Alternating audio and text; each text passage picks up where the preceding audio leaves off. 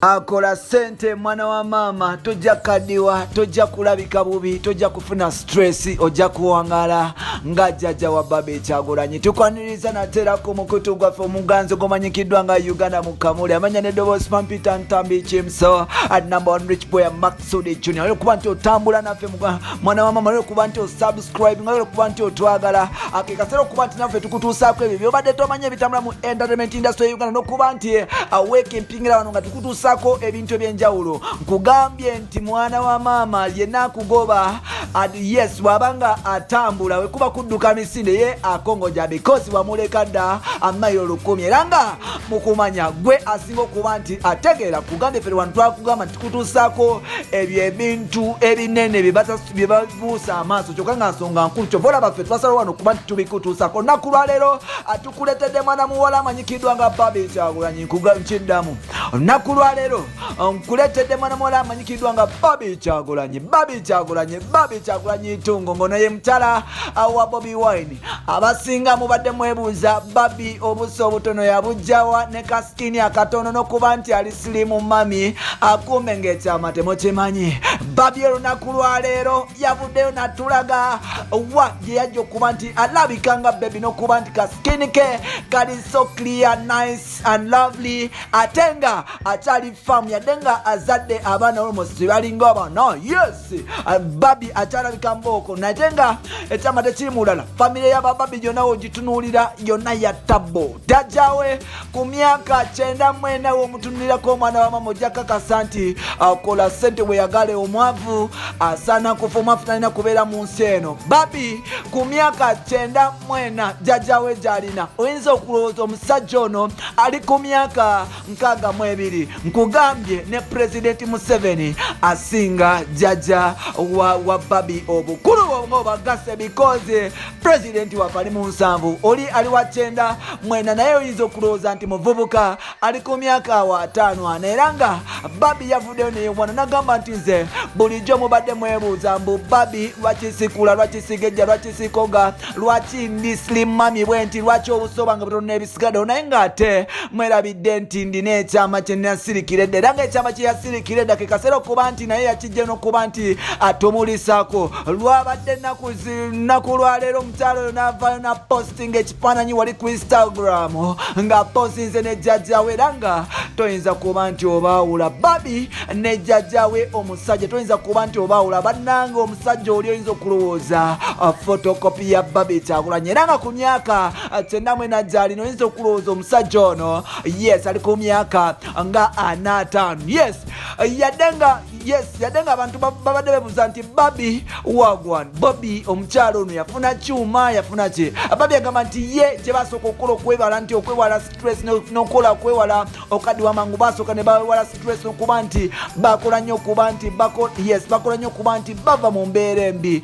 Jjukira nti embeera embi omwavu olina kuba nti ogyerwanako ng'okola n'okuba nti okeepinga your head up n'okuba nti osaba Mukama Katonda. Bw'otabikola ebyo ebintu ebisatu muganda wange obwavu mpologoma buba bukulidde. Naye ng'ate Bobby yadde tebalina nnyo kasente bafuba nnyo okuba nti bakola era nga ne jjajja wa Bobby ku myaka 94 akyali mulunzi wa nte muzibu era nga asiba ku faamu ye wali sedizeeri n'aba nti agifaako mpolampola rotatinga faamu ze agenda n'alambula ebitooke n'okuba nti era akola exercise. Era ku myaka 94 oyinza okulowooza nti ono jjajja wa Bobby oyinza okulowooza nti wa myaka mitoototo. Bobby agamba nti okubeera nga oli so ng'okipinga yanga n'okubeera nti yes olabika bulungi olina kwewala stress olina kuba nti ebirowoozo obivaako n'okuba nti okole nnyo obulamu obulungi obwetuuseko because obwavu mpologoma bwogayala ekuli ate nga omwana w'omwavu yeerandiza yekka kyekiseera okuba nti ffenna tusitukira mu twegomba abantu ng'abo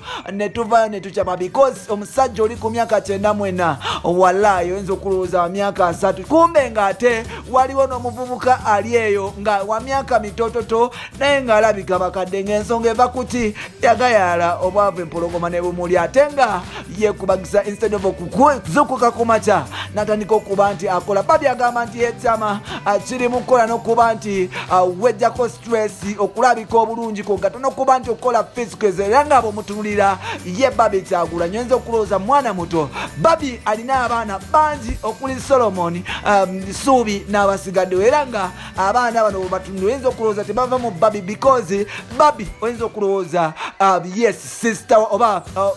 sister wa Solomon Kampala kumbe ng'ate omukyala ono yazaala Solomon Kampala. Toyinza kubateeka wali n'obaawula oyinza okulowooza Babi just mukulu oba akulirako Solomon Kampala emyaka mitano kumbe mukyala alidde emyaka ali mu 3 plus. So n'olwekyo avuddeyo n'agamba nti ye mubadde mwebuuza obutakaddiwa yakujja kumbe omuze guli mu famire mbu tebakaddiwa balinga basomesa mbu tebakaddiwa balinga oliguuni ankani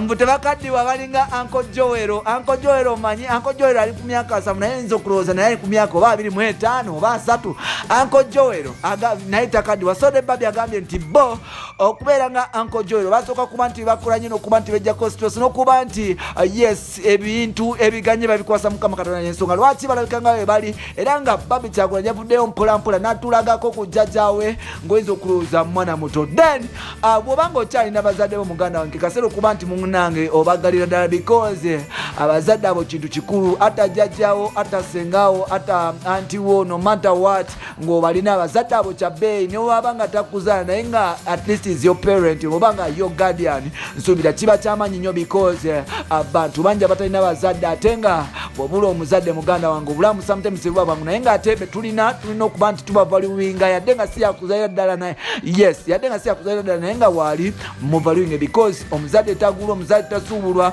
omuzadde kyamaanyi. Olwaleero Babi avuddeyo n'atulaga jjajjaawe ku Instagram kugana n'emikutu emirala because wali singa tabaddewo singa talina kyatugamba singa tugamba oba akawala akukeza buto oba Bobi yakawasanga ka myaka mito biki naye ng'ate atulaze nti obuwangazi buva mu famire yaabwe. So n'olwekyo abazadde abo tulina obatwala ng'ekyomuwendo era ng'ekyomugaso. Gwe wenna olina omuzadde oba omuntu akukuuma oba nga naawe olina b'okuuma nkugamba nti baagale nnyo era basabire emikisa egy'enjawulo because be bantu bo era naawe Mukama ajja kuba nti akwongera emikisa. Yoyo Babi for today jjukira nti bateekateeka kuba nti bajja kuba president 2021 n'olwekyo bali mu nsiitano yakuba nti banoonya kalulu. Bino n'ebirala by'obolira mu episode zaffe eziddako nkugande subscribe muganda wange ate nabakuba nti osubscribe nga tolwaddemu kuba nti otufolengako ku mikulu gyaffe egy'enjawulo kugamba nti ku Facebook nkosa Ntambi Kimso ate nga ku Twitter nkosa Kimso 16 ate bodda wali ku TikTok nkosa Kimso 16 mpola ntuba nti tukwata liwaddemu kuba nti onoonyako ate ne time muganda wange mutwogeramu nze sirina tabbo nakwogera naawe mwana wa maama nze ndi ready okuba nti njogera naawe so boneewalange nkwewa. Bino n'ebirala birinde mu episode zaffe eziddako asigala ng'osubscribe tutambule ffenna mpola bye.